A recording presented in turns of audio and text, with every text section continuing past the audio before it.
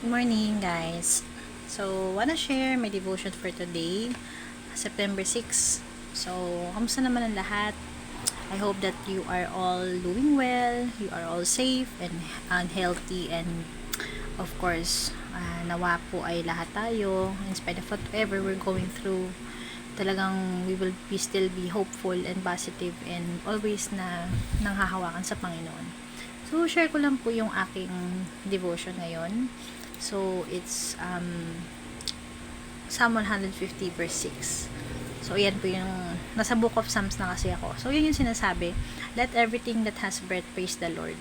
Ito yung last verse sa chapter na 150 sa Book of Psalms. And it's all about David praising God. Praise the Lord, praise the Lord. Ganun yung repetitive yung words niya. Bakit ito yung gusto kong i-share sa inyo? Let everything that has breath praise the Lord. So, parang it strikes me na lahat ano ba mga may breath, di ba tayong tao? And actually, even the animals, the plants, yan. Hindi man sila tao talaga na pero may hininga din yan. Ang plants, buhay yan. Living things yan eh. Pero tayo yung pinapatungkulan dito since we are all created in the image of God. We are all capable of worshiping God, praising Him. So, tayo yon, and everything that has breath. So, tayo yon, all individuals, all human beings.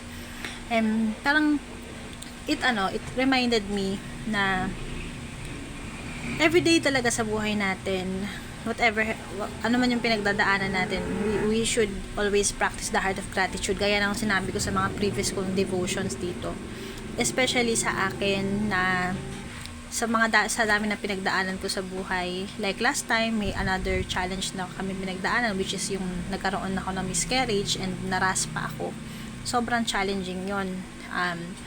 And dahil doon, talagang mas nalo ko na-encounter yung greatness, goodness, faithfulness, provision, grace ni God sa buhay naming mag-asawa. Lalo sa akin, personally. It's through the tough times, the challenging times, sa mga problems, trials na pinagdaanan ko, that I became drawn closer to God. Doon ko siya mas na-experience, yung grace niya, yung everything about His character. So, para sa akin, I have all the reasons to praise Him at all times talaga.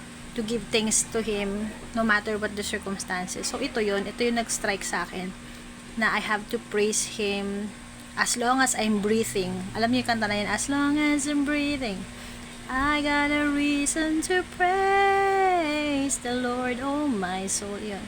So yun, parang yan yung verse na yun eh. Yun yung song na yun.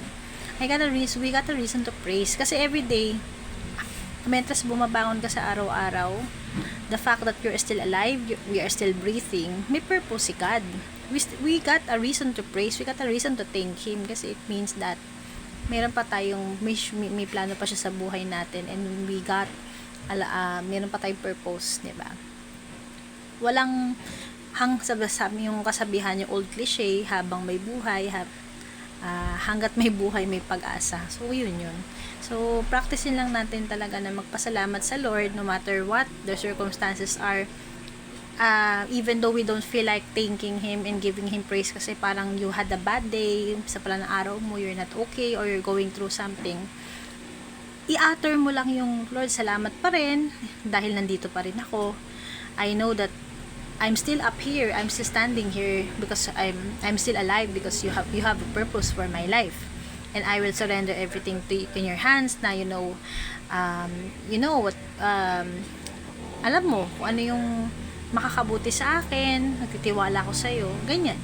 So kahit na we don't have the strength enough to get up, or parang hirap na hirap ka lang sa araw-araw, you're struggling sa life, na parang ang bigat-bigat ng pakiramdam mo, ayaw mo nang bumangon, pero laging may dahilan para magpasalamat sa Lord dahil napakabuti ng Diyos. His goodness never fails, His character never fails, hindi siya nagbabago. Ang circumstances magbabago, but our God won't. He won't ever change. Mas lalo pang tumitindi yung pagmamahal ng Lord sa atin, 'di ba? So,